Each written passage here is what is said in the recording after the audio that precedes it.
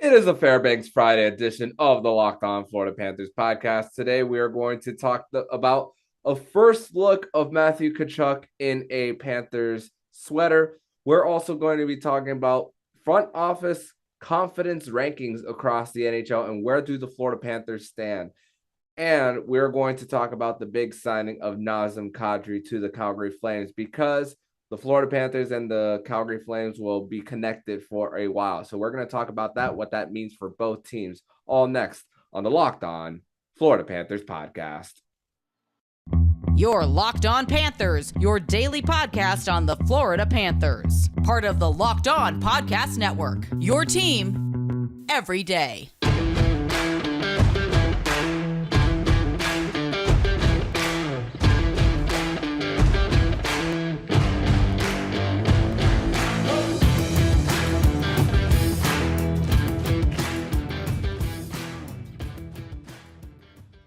And welcome into this Friday, August 19th edition of the Locked On Florida Panthers podcast, part of the Locked On Podcast Network.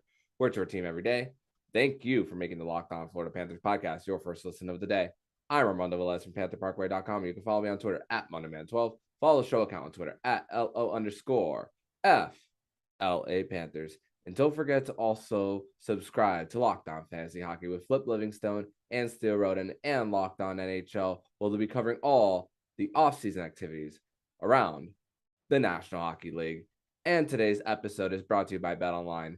BetOnline has you covered this season with more props, odds, and lines than ever before. BetOnline, where the game starts. So, Cats fans, it's even though we're still kind of in the dog days of summer and still kind of a month and a half, really until training camp starts, there's no shortage of topics here on the Locked On Florida Panthers podcast when it comes to really a look into the season. But first, I want to bring in my guest on the show, as you can see in the Zoom here.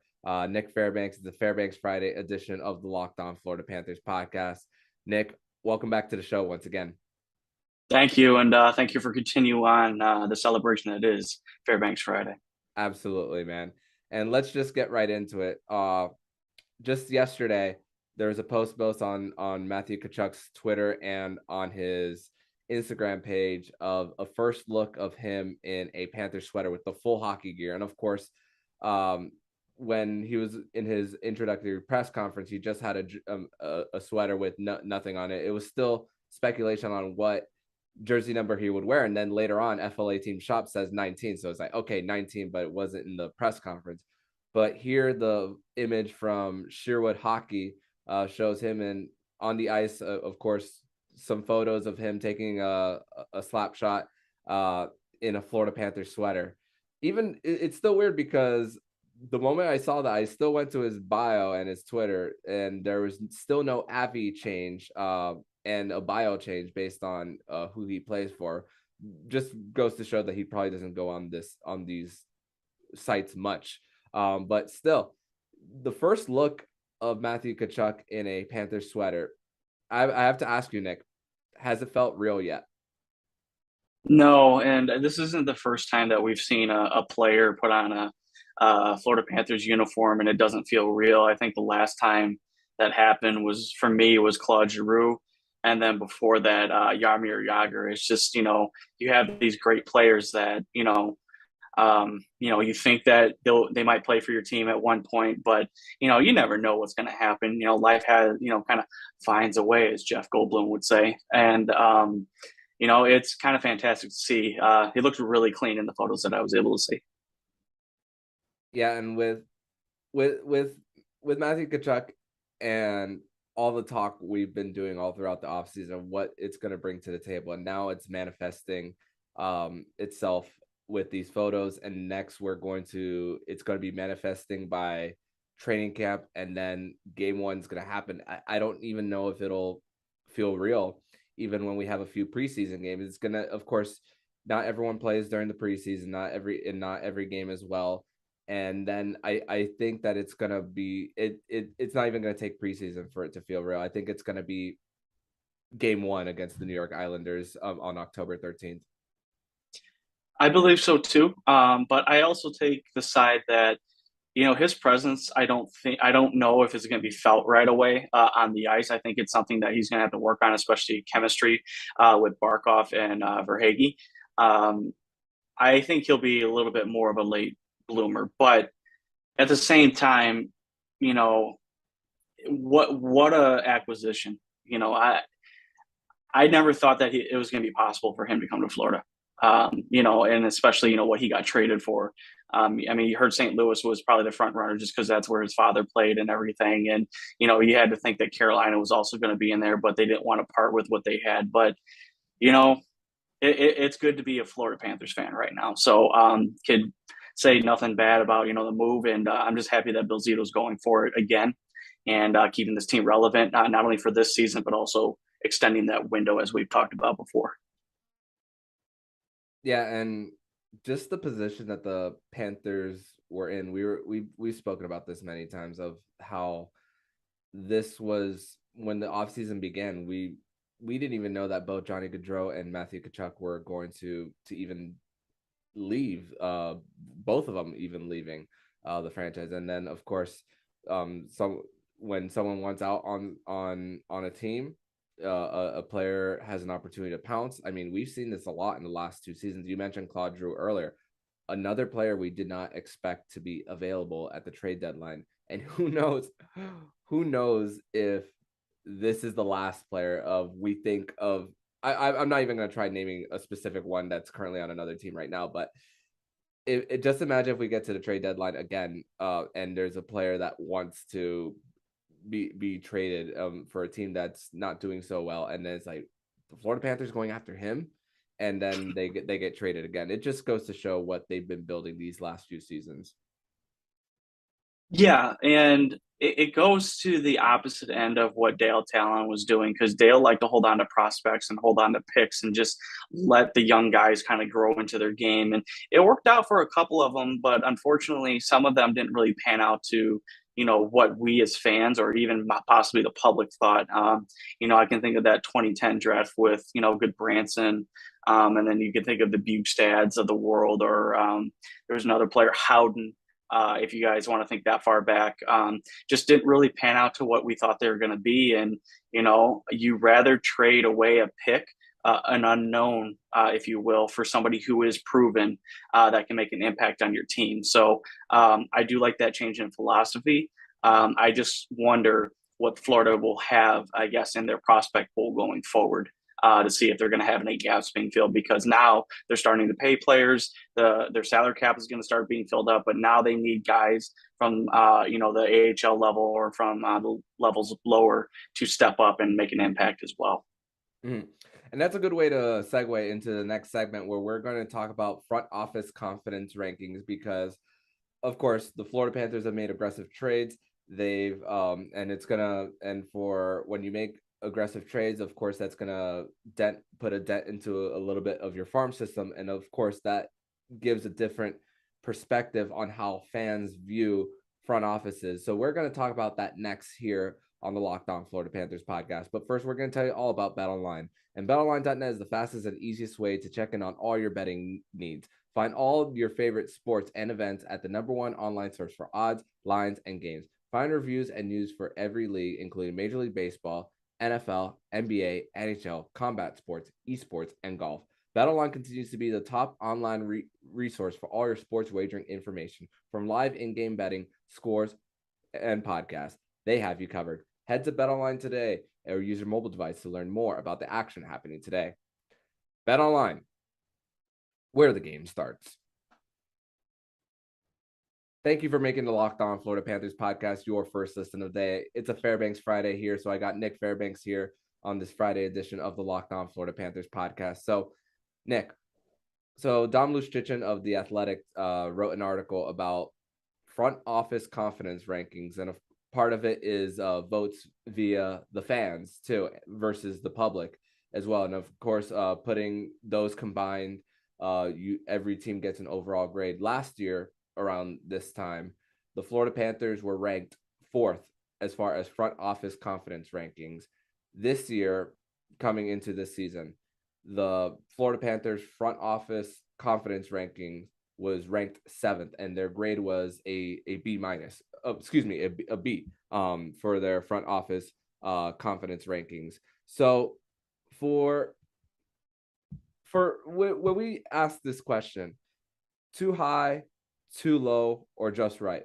For me, I personally think it's just right based on aggressiveness, but at the same time knowing that there is still that possibility that it could fall apart, but also that perspective of this is a playoff team on paper, and of course lots of turnover as well. There's still those questions that come into play, but knowing that when you look at this team and you look from the first person on the roster all the way to the backup goaltender or the 7th defenseman, we see that this is still a good enough team to compete. So and also looking at the long-term aspect of this team. So when I see B, I think it's just about right based on Bill Zito and the front office grade for heading into 2022-23. Yeah, so I mean, you mentioned, the Goldilocks theme where, is it too hot, too cold, or just right? I do agree with you in saying that it's just right, and it's kind of fun to see, how the public actually has more of what I would say is more of an average view of the actual team and more of a correct view, I think, of the front office. Whereas the fans, if you look at their scores and everything, they're probably a little bit higher or probably a little bit lower, depending on, the knowledge of the actual team. Because, if you were to take into account the fan base, if they're diehards or if they're just casual fans, good chance that, the scores could be a little bit more skewed.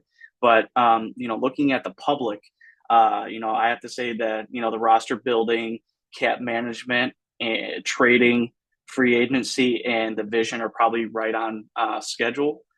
However, draft and develop, I think, is a little high, in my opinion, just because I'm still waiting to see if Florida is going to be able to develop and actually mature prospects into the system. I mean, the last person I had to say that they probably did that with was, Vincent Trocheck, to be honest with you. And then, you go to the fan side where they think the roster building is an A minus, but yet they forget, is Bill Zito going to show up the defense coming into this season? Is there another trade to be made possibly? And then, I think they were right on with the draft and develop, at a C plus. But then again, with free agency, we'll have to see. I would not give them an A minus at all, according to this report, just because I feel like you filled in a lot of third and fourth liners, which we needed, the team needed. But at the same time, are they going to be able to get the job done?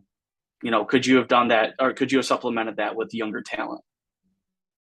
I think why people think A minus is like you had this little cap and you worked with what you got with all these $1 to $2 million deals. But I'm more on the public side, which is like the B, because if it's A minus, it's of course that whenever it's not making a trade for Matthew Tkachuk and actual free agency signings without giving up anything. So I'm more on the public side of that.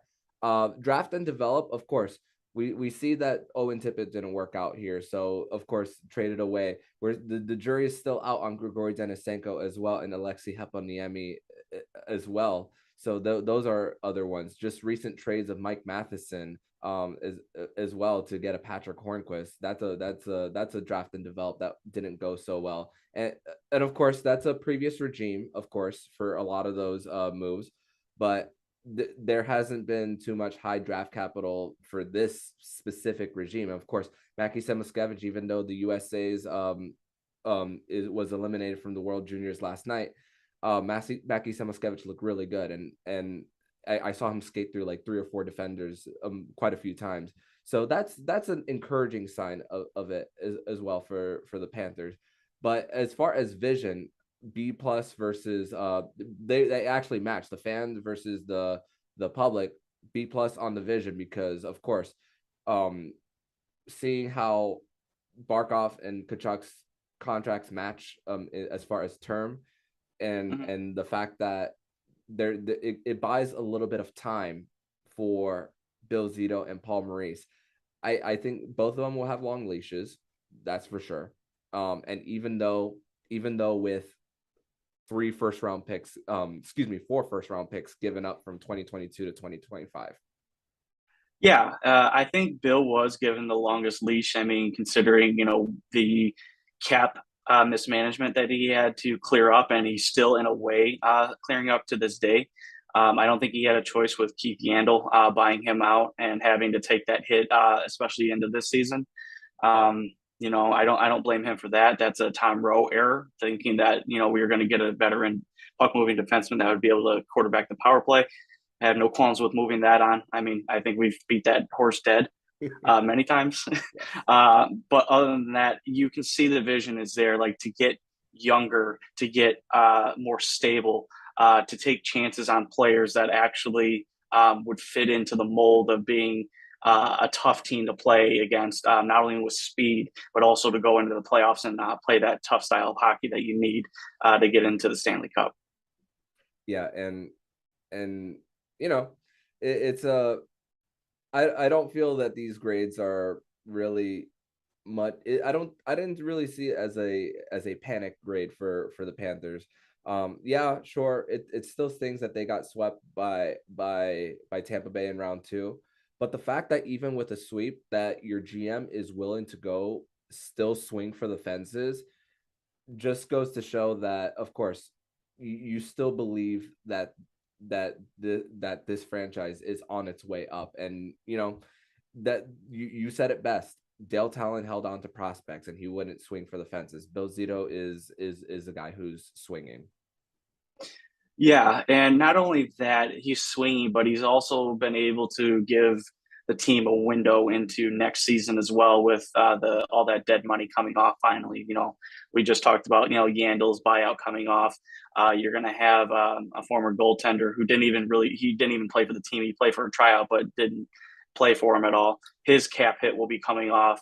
So Florida is actually going to come into next season with the roster that's already built as of right now, with $15 million to play with, which will allow them to either re-sign some of the players that they really want as part of the core going forward, or getting a number one or number two type defenseman to round out their top six. So not only has he done a masterful job of putting together this group, but also to give them a window to even add even more, which you could not say 5-10 years ago with this team. It was always like, hey, we're waiting for this guy to develop. We're waiting. Well, you could have had this one star for this one player if you would have pulled the trigger, and that would have worked out. But instead, we decided to stay pat. But this is a new era, new regime with not only Bill Zito, but it seems like this commitment with ownership is not only going from here, but it's risen, and they're doing anything they can to win the cup. Yep. That is a great position for each team to be in, if you happen to be there.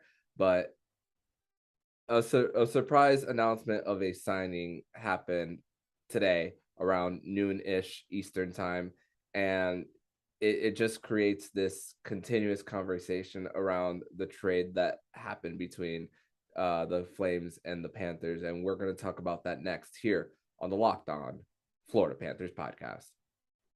Your Locked On Panthers, your daily podcast on the Florida Panthers. Part of the Locked On Podcast Network. Your team every day.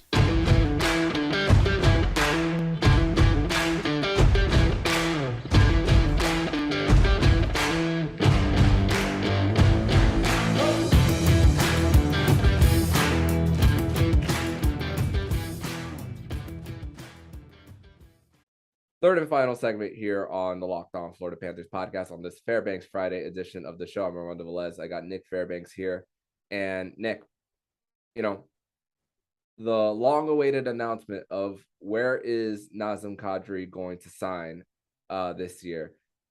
Many people thought that for sure it was going to be the New York Islanders, him reuniting with Lou Lamoriello, who drafted him in Toronto. And now that Kadri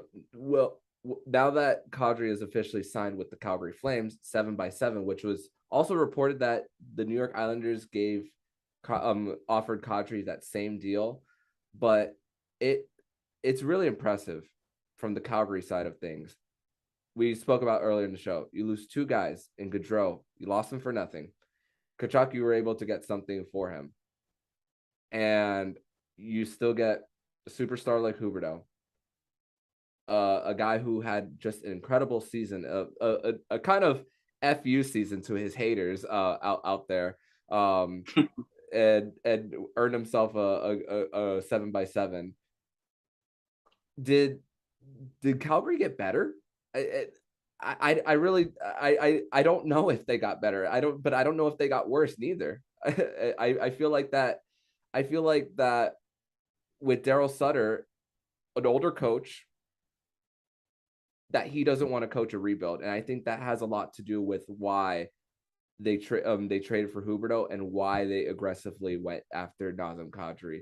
So I think where the coach is at his point in his life coaching, I think that had a lot to do with them trying to get Nazem Kadri to Calgary. Most definitely, and Daryl is a coach that does deserve to make the decisions that he does, like where he wants to coach, what he wants to coach. And I could honestly see him coaching this season. And then if they didn't make this move for Kadri, or they don't add any other pieces later in the season or even in the next offseason, hey, listen, like we did our best. Unfortunately, we lost two of our best pieces and we weren't able to recover for it. I'm going to take a step aside and, do what I think is best for me. But hats off to Calgary being able to not only get what they got for Matthew Tkachuks, but then get Nazem Kadri for basically nothing. I think they improved, today. But, you asked a question earlier, have they improved over last season? You got to think of it this way. Do you think Jonathan Huberdeau is an improvement over Johnny Gaudreau? Yes. Okay. Do you think Nazem Kadri is an improvement over Matthew Tkachuks? No. So I think that they're probably going to balance out in that way, but it really is going to matter if that team makes the playoffs and if they do well. The one thing is, I'm in the impression that they've improved, and not necessarily because of the forwards that they acquired, but kind of painted myself in a box here with this, but because they acquired Mackenzie Weegar. They have probably one of the best top sixes in the NHL now, the most solidified defense. And, defense wins championships. And I think that with the acquired piece like Weegar, Flames could actually do very well next season and actually surprise a lot of people. Are they going to be as good as they were last season in the regular season? We don't know, but I definitely can see them doing a lot better in the postseason now. Yeah, and just the top six. This is a projection from Daily Faceoff: Huberdeau, Lindholm, Tyler Toffoli, Blake Coleman, Nazem Kadri, Andrew Mangiapane. Just that top six alone. That's just scary names. Just reading them off. And Chris Tanev is going to miss a good part of the season as well. So their defense core is going to only be dented a little bit. And they had $36 million of cap space at the beginning of this offseason. And use that to sign both Huberdeau and Kadri to their deals. And also using the trade for Sean Monahan, who's battled injuries as well, playing on their fourth line, traded him to Montreal. That's an ultimate tank move for Montreal as well. And they already had a 2025 first round pick, which was the Tkachuk trade. So they still have 3 firsts and 3 seconds next year as well. So that's just great asset management for Brad Treliving as well to make those trades happen. But I also think about it like this. Calgary went from a possible rebuild to short window. Florida went from short window to long window. What those two teams have in common is the second word: window.